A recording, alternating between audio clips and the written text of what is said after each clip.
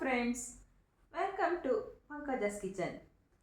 ಇವತ್ತಿನ ವಿಡಿಯೋದಲ್ಲಿ ಒಂದು ಆರೋಗ್ಯಕರವಾಗಿರುವಂತಹ ಬೆಂಡೆಕಾಯಿನ ಯೂಸ್ ಮಾಡಿಕೊಂಡು ಗೊಜ್ಜು ಮಾಡೋಣ ಬನ್ನಿ. ಇದು ಚಪಾತಿ ಜೊತೆಗೆ, ದೋಸೆಗೆ ಮತ್ತು ರೈಸ್ ಕೂಡ ತುಂಬ ಚೆನ್ನಾಗಿರುತ್ತೆ.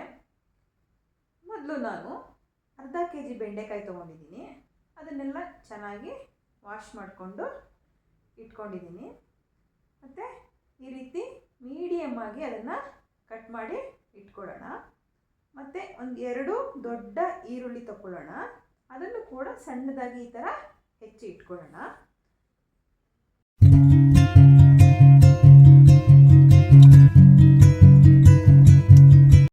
ಈಗ ಮಸಾಲೆ ರುಬ್ಕೊಳ್ಳಿಕ್ಕೆ ಏನೇನು ಇಂಗ್ರೀಡಿಯೆಂಟ್ಸ್ ಬೇಕು ಅಂತ ನೋಡೋಣ. 2 ಈರುಳ್ಳಿ, 2 ಬೆಳ್ಳುಳ್ಳಿ, ಒಂದು 3 ಟೊಮೆಟೊ, 1 ಇಂಚು ಶುಂಠಿ, ಕೊತ್ತಂಬರಿ, ತೆಂಗಿನಕಾಯಿ ಸ್ವಲ್ಪ, 2 ಪೀಸ್ ಚಕ್ಕೆ, ಲವಂಗ, ಅರಿಶಿನ ಪುಡಿ ಸ್ವಲ್ಪ, ಹಾಗೂ 4 ಸ್ಪೂನು ಸಾಂಬಾರ್ ಪೌಡರ್. ಈಗ ಒಂದು ಪಾತ್ರೆಗೆ 2 ಸ್ಪೂನ್ ಎಣ್ಣೆ ಹಾಕಿಕೊಂಡು ಕಟ್ ಮಾಡಿ ಇಟ್ಟಿದ್ದಂತಹ ಬೆಂಡೆಕಾಯಿ ಹೋಳುಗಳನ್ನು ಅಂಟು ಹೋಗುವವರೆಗೂ ಫ್ರೈ ಮಾಡಿ ಇಟ್ಕೊಳ್ಳೋಣ.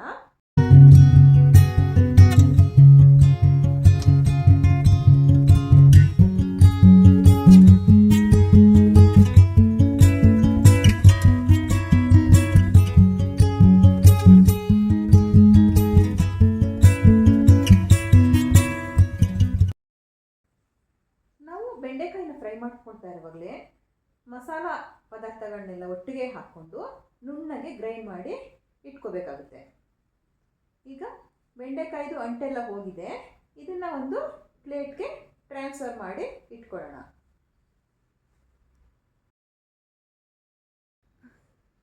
ಈಗ ಅದೇ ಪಾತ್ರೆಗೆ 2 ಸ್ಪೂನ್ ಎಣ್ಣೆ ಹಾಕಿ, ಕಾದ ನಂತರ ಸಾಸಿವೆ ಹಾಕಿ, ಮತ್ತು ಕಟ್ ಮಾಡಿ ಇಟ್ಕೊಂಡಿದ್ದಂತಹ ಈರುಳ್ಳಿ ಹಾಗೂ ಕರಿಬೇವು ಹಾಕಿ ಫ್ರೈ ಮಾಡೋಣ.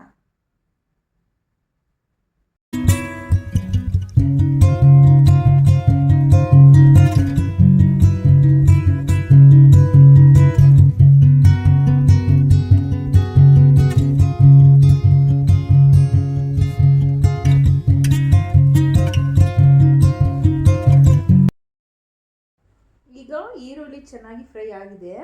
ಅದಕ್ಕೀಗ ಫ್ರೈ ಮಾಡಿ ಇಟ್ಕೊಂಡಿದ್ದಂತಹ ಬೆಂಡೆಕಾಯಿಗಳನ್ನ ಸೇರಿಸೋಣ. ಮತ್ತು ಸ್ವಲ್ಪ ಫ್ರೈ ಮಾಡೋಣ. ಆಮೇಲೆ ಅದಕ್ಕೆ ರುಬ್ಬಿಟ್ಟಿದ್ದಂತಹ ಮಸಾಲೆನ ಸೇರಿಸ್ಕೊಂಡು ಚೆನ್ನಾಗಿ ಫ್ರೈ ಮಾಡ್ಕೊಳ್ಳೋಣ.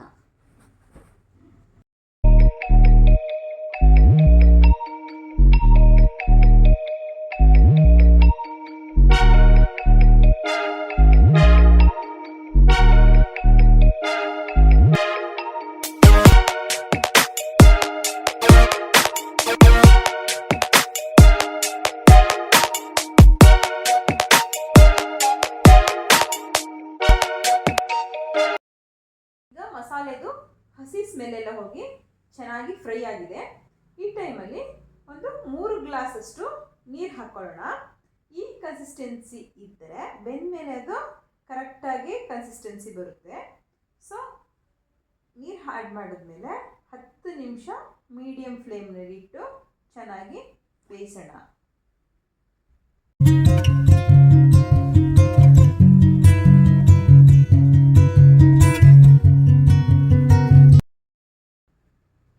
ಈಗ 10 ನಿಮಿಷ ಆಗಿದೆ. ಮಸಾಲೆ ಎಲ್ಲ ಚೆನ್ನಾಗಿ ಬೆಂದು, ಬೆಂಡೆಕಾಯಿ ಎಲ್ಲ ಚೆನ್ನಾಗಿ ಬೆಂದು ಕುದೀತಾ ಇದೆ. ಸೊ ಈ ಟೈಮಲ್ಲಿ ರುಚಿಗೆ ಎಷ್ಟು ಬೇಕಷ್ಟು ಉಪ್ಪು ಸೇರಿಸ್ಕೊಳ್ಳೋಣ. ಮತ್ತು ಒಂದು 5 ನಿಮಿಷ ಅದನ್ನು ಕುದಿಲಿಕ್ಕೆ ಬಿಡೋಣ. ಈಗ 5 ನಿಮಿಷ ಆಯಿತು. ಚೆನ್ನಾಗಿ ಮಸಾಲೆ ಎಲ್ಲ ಉಪ್ಪು ಚೆನ್ನಾಗಿ ಹಿಡಿದಿದೆ.